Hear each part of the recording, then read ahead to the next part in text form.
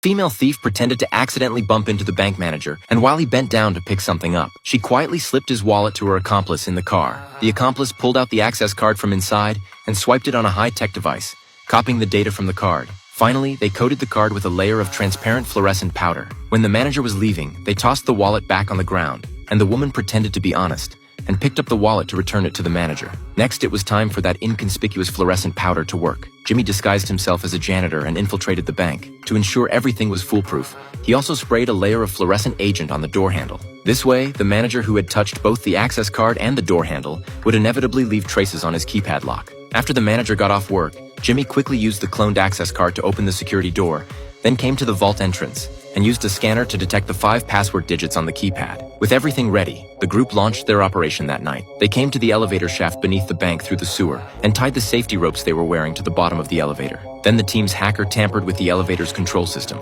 In an instant, the elevator started rising rapidly out of control, taking them directly from the basement to the 33rd floor where the vault was located. But the next part was the most troublesome. Just knowing the password digits was far from enough. They needed to record the most likely password sequences and try them one by one. At this point, the security guard was also alerted by the sound of the elevator's emergency stop and was preparing to come check the situation. Fortunately, at this critical moment, Lady Luck was on their side. Out of 120 password combinations, it only took 1 minute to figure it out. However, their ordeal had only just begun, because the vault's steel door was surrounded by a dense network of laser alarms, and there was also a combination lock on the steel door itself. But everyone came prepared. To obtain the password on the steel door, Lisa raised a modified shotgun and fired dry ice repeatedly at the keypad buttons. Since the bank used a top-tier security system, if the password was entered incorrectly even once, the previous correct password would become invalid. The next day, the bank president triggered the alarm right after entering his password. Then the security company gave him a new reset password,